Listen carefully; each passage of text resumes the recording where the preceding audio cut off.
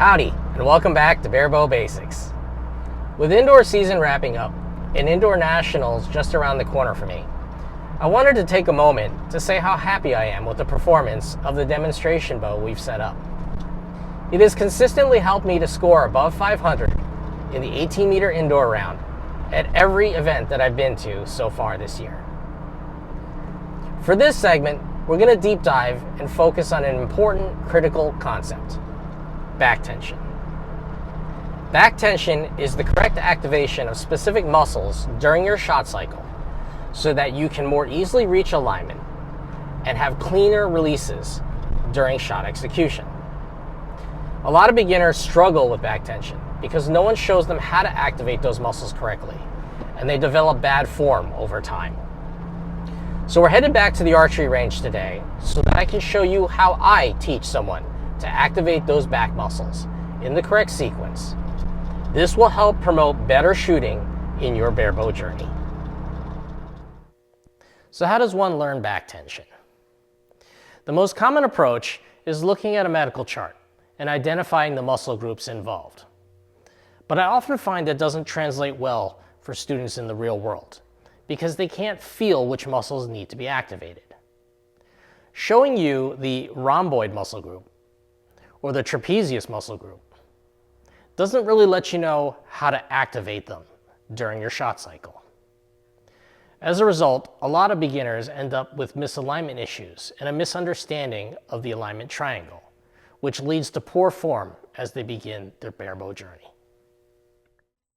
Let's take a look at an example clip. Here I demonstrate the most common mistake that I see as beginners attempt to engage their back. I'll play this clip at 1/4 speed so that you can follow along. We can clearly see the shoulder rotating. However, the scapula, or shoulder blade assembly, is not really rotating. This means that the rhomboid muscle here is not contracting properly the way it should. As a result, the posterior deltoid is taking most of the brunt of the draw force and puts an enormous strain on the shoulder joint. Pivoting at the shoulder is not true back tension.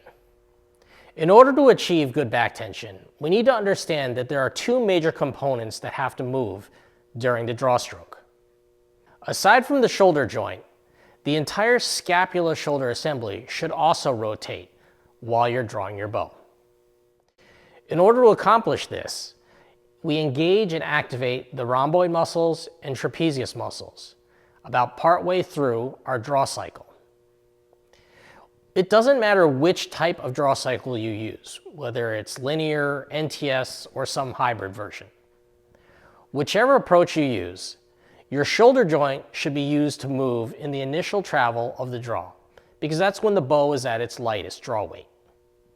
As you continue through your draw stroke, the rhomboid and trapezius muscles should activate, moving the scapula into position, as they're the largest muscles in your back and can easily carry the full draw weight of your bow as you approach and hit anchor. So let's take a look at another example. This is my typical draw cycle, slowed down to 1/4 speed so that you can follow along. The draw side shoulder clearly leads the movement, but this time the draw side scapula clearly rotates due to activation of the rhomboid and middle trapezius muscles. This produces the necessary compression between the shoulder blades to create true back tension. As a beginner, you may be wondering, how do I learn how to activate these muscles? As a coach, it's something I can teach very quickly in person. But if you're on your own, it might be a little bit more challenging.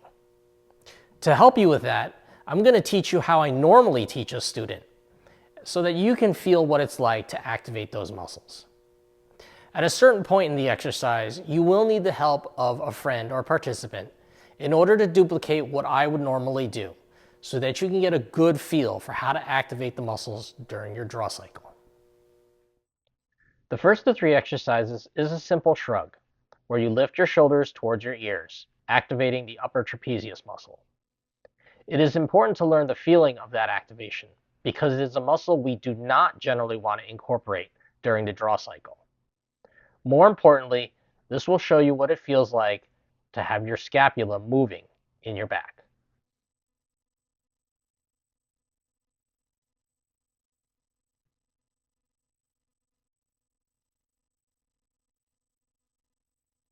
The next exercise builds on this. You start with a shrugged position and then roll both shoulders backwards at the same time in a backwards and downwards fashion. What will happen is you will feel your scapula moving downwards and compression transition from the upper trapezius to the mid trapezius and the rhomboid muscles.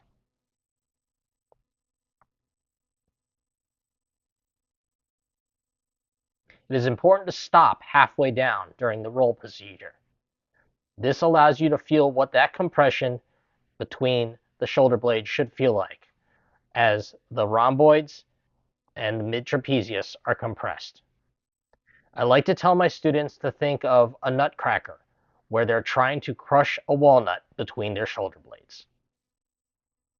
Once you can consistently compress those muscles between your shoulder blades, it's time to enlist the help of a friend for the final exercise.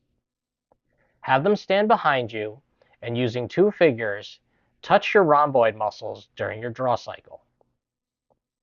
This will give you the tactile reminder of which muscles to activate in order to achieve strong back tension when you are at anchor.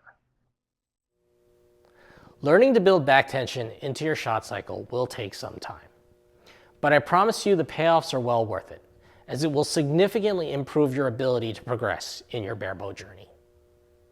For those of you already shooting who have trouble activating your back muscles during your shot cycle, I suggest you circle back and learn how to build it into your shot so that you can better achieve alignment and have cleaner releases at the moment of shot execution. Learning this important concept of back tension is actually a key fundamental of all disciplines of archery, but it's especially critical for finger release disciplines such as barebow. As always, thanks for watching, and I look forward to sharing more information with you in our future segments.